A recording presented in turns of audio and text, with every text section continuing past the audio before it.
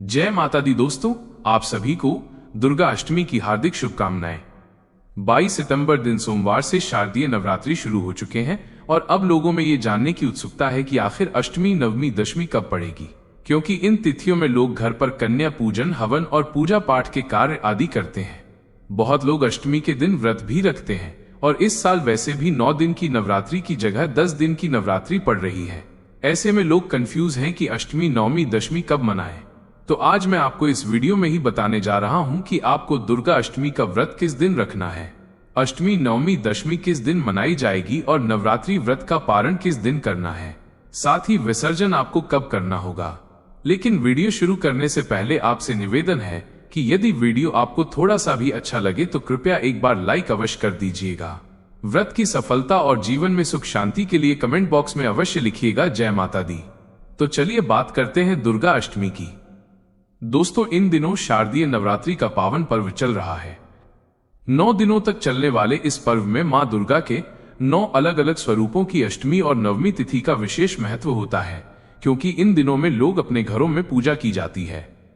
दोस्तों, नवरात्रि में कन्या पूजन और हवन आदि का आयोजन करते हैं और इस बार नवरात्रि 9 दिन की ना होकर बल्कि 10 दिन की पड़ी है। तो चलिए सबसे पहले हम जानते हैं कि अष्टमी तिथि कब शुरू होगी और कब समाप्त होगी और दुर्गा अष्टमी का पर्व कब मनाया जाएगा और अष्टमी के दिन के पूजा और कन्या पूजन करने के शुभ मुहूर्त क्या रहेंगे। इस दिन राहु काल का समय क्या रहेगा। तो दोस्तों, इस साल अष्टमी तिथि की शुरुआत 29 सितंबर 2025 की शाम को 4:31 पर हो जाएगी और अष्टमी तिथि की समाप्ति 30 सितंबर 2025 की शाम को 6:06 पर होगी। तो उदया तिथि के अनुसार इस साल दुर्गा अष्टमी का पर्व 30 सितंबर 2025 दिन मंगलवार को मनाया जाएगा। इसी दिन जो लोग दुर्गा अष्टमी का व्रत रखते हैं तो वो लोग 30 सितंबर को ही दुर्गा अष्टमी का व्रत रखेंगे। और अब जानते हैं कि दुर्गा अष्टमी के दिन शुभ मुहूर्त क्या क्या है। दोस्तों, इस दिन कन्या पूजन शुभ मुहूर्त सुबह 9:12 से लेकर दोपहर 1:40 तक रहेगा। अभिजित मुहूर्त सुबह 11:47 से लेकर दोपहर 12:35 तक रहेगा। संधि पूजा मुहूर्त शाम 5:42 से लेकर शाम 6:30 तक रहेगा। और दुर्गा अष्टमी के दिन राहु काल का समय दोपहर 3:09 से लेकर शाम 4:39 तक रहेगा। तो दोस्तों, आप राहु काल में हवन और कन्या पूजन का आयोजन न करें। और अब जानते हैं कि नवमी तिथि कब शुरू होगी और कब समाप्त होगी और दुर्गा नवमी का पर्व कब मनाया जाएगा। इस दिन राहु काल का समय क्या रहेगा।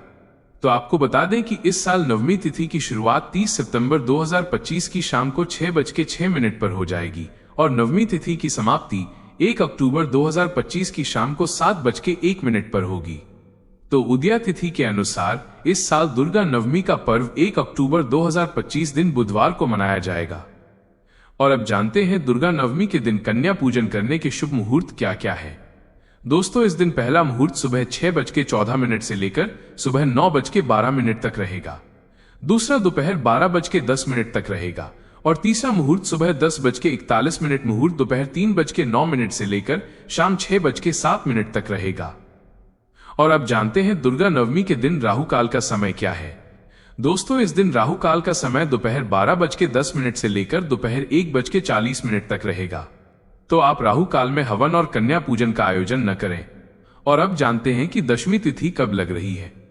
तो दोस्तों, दशमी तिथि की शुरुआत 1 अक्टूबर 2025 की शाम को 7:01 पर हो जाएगी और दशमी तिथि की समाप्ति 2 अक्टूबर 2025 की शाम को 7:10 पर होगी। तो उदया तिथि के अनुसार दशमी तिथि 2 अक्टूबर 2025 दिन गुरुवार को मनाई जाएगी और इसी दिन विजयादशमी का पर्व मनाया जाएगा। और अब जानते हैं कि नवरात्रि व्रत का पारण और विसर्जन कब किया जाएगा।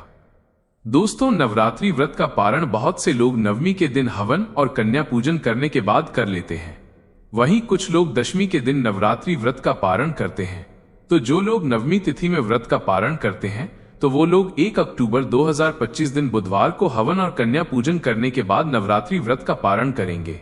वहीं जो लोग दशमी के दिन नवरात्रि व्रत का पारण करते हैं तो वो लोग 2 अक्टूबर 2025 दिन गुरुवार को नवरात्रि व्रत का पारण करेंगे। और अब जानते हैं कि दुर्गा विसर्जन कब किया जाएगा। दोस्तों, विसर्जन हमेशा दशमी तिथि में ही करना श्रेष्ठ माना जाता है।